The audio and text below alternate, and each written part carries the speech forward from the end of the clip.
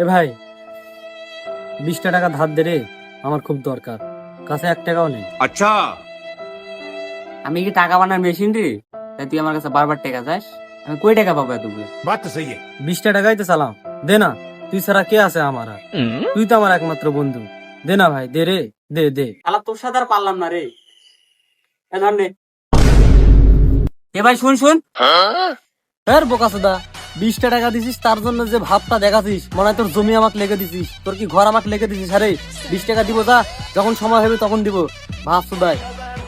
আরে ভাই আমি বলতেছি টাকাটা জাল ছিল। ये फंस गया सी है।